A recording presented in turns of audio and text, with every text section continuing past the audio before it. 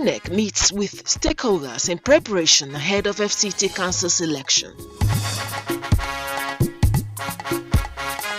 And correspondent brings update on OBR immunization exercise in the FCT to ensure a strong immunization against polio.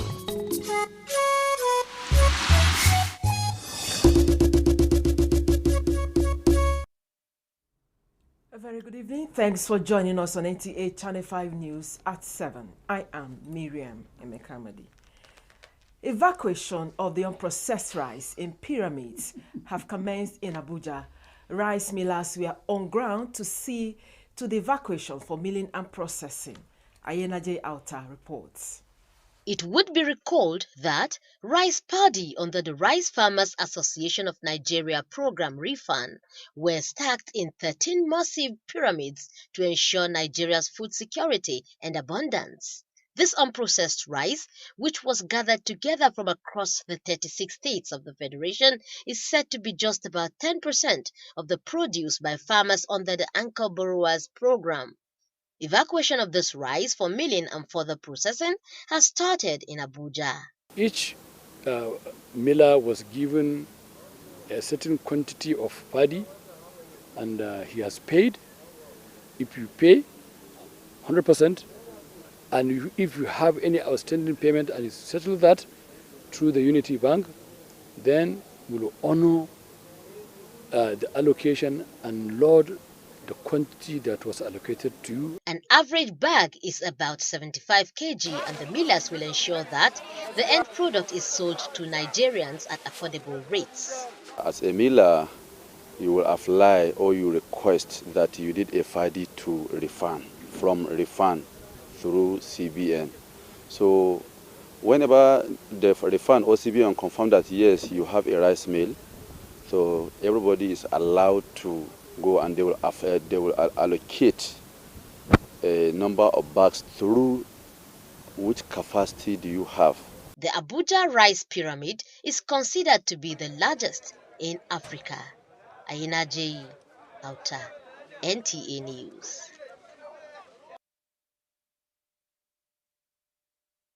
Has continued to engage stakeholders ahead of the February 12 elections. This is to intimate stakeholders on development and preparedness of the Commission, as well as share ideas. Aisha Obali reports. This time, the meeting is with the ambassadors to intimate them on where the Commission is ahead of the February 12 elections. Issues of smart card readers, number of registered political parties, and continuous voter registration, which has been suspended in the FCT because of the election, were all raised at the meeting. PVCs, have been printed. All the PVCs are in all the area councils, and people are collecting them right now. In all, the PVCs are being collected in 6 area councils: in Abaji, in Amag, in Kuje, in Gwagwalada, in Buhari, in Kwali. Except for Amag. It is only Amag that have 2 centers where voters collect their PVCs. They collect it in their own office in Karu. Also, they collect it in a sub-office. Because of the vastness of Amag, the municipal, we have created a sub-office for them here in our headquarters here. So they have a small office. So people collect their PVCs in Karu, they also collect it here. The INEC commissioner enumerated what the commission has done, especially on inclusive elections and innovation since the last election in 2019. Out of the 18 registered political parties, a minimum of 14 are fielding candidates vying for different positions. In Abuja, Aisha Obali, NTA News. Figures from the Nigerian Center for Disease Control (NCDC) as of 28th January 2022 indicate 13 new cases of COVID-19 in the FCT. The number of confirmed cases stands at 28,178, while active cases now 960, and the number of discharged cases stands at 26,971, and 247 deaths have been recorded in the FCT. Now, the outbreak response to the circulating mutant polio virus has been concluded in the Federal Capital Territory. Hakimat Aliu in this background report brings us to speed on the exercise, which is to ensure a strong immunity against polio. Recall that Nigeria is certified free from wild polio virus.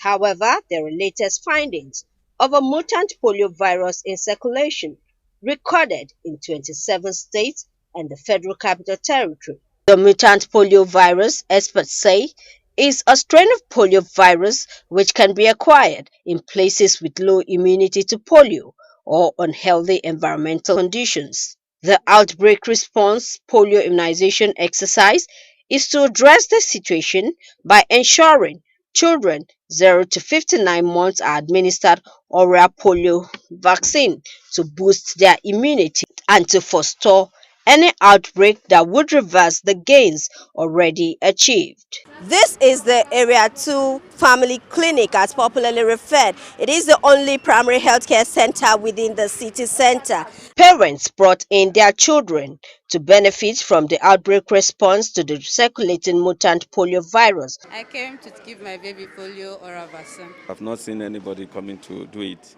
in our area in Dugumi there. So that was why I asked, and they said they are giving it here. So I said I should give it to my children. They have been given the polio vaccine at Gwagwalada. Yes.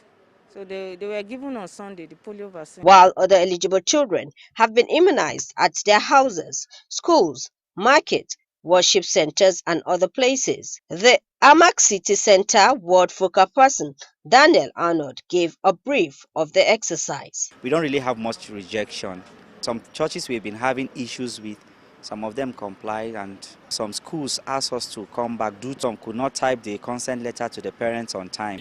People accept taking it. The only challenge me I face in the field is, they feel we should be coming up with biscuits, we should be coming up with other pluses to give their children. Aside the vaccination teams going house to house and special teams, the exercise carried out 22nd to 27 January 2022 had strategy of carrying out the polio immunization for children alongside COVID-19 vaccination in fixed post and health facilities concurrently. In Abuja, Hakimat Aliu, NTA News. Now joining us for a studio discussion is the Acting Secretary, FCT Primary Healthcare Board, Dr. Ewart Ndeyo. You're very welcome. Thank you, my dear. Thank you, ATF5. Now, barely 16 months ago, WHO certified Nigeria polio virus free. What is this mutant polio virus all about? Well, exactly on the 20th of August 2020, that the country was certified wild polio virus free.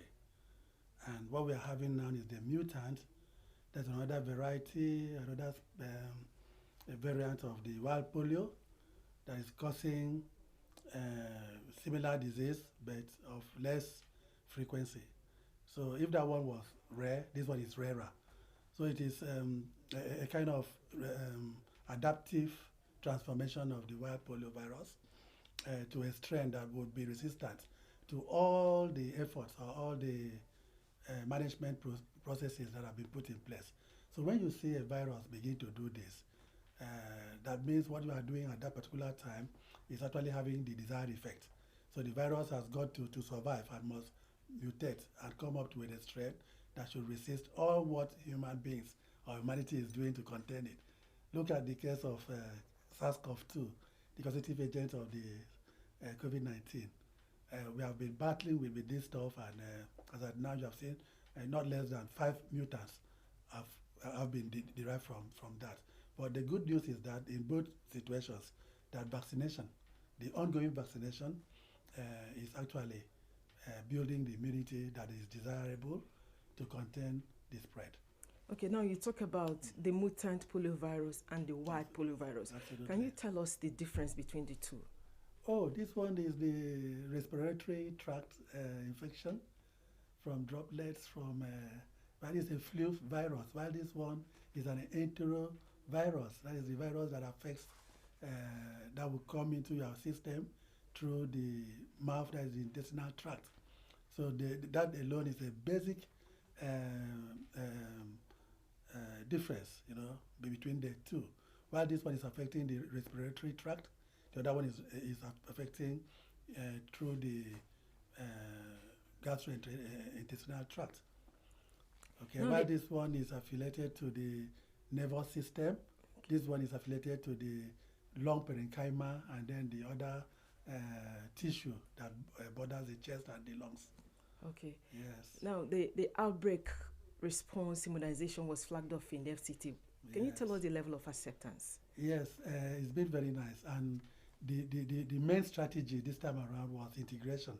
That's to integrate the ongoing mass vaccination against the COVID-19 and then the outbreak response with the NOPV given orally to children under 5 years, while the other one was people 18 years and above. The beauty of the strategy was that the caregiver, who is most likely to be above 18 years and above, is also having an opportunity while taking the child or baby to be vaccinated against the variant or the mutant polio virus. He or she will also have a jab against the COVID-19.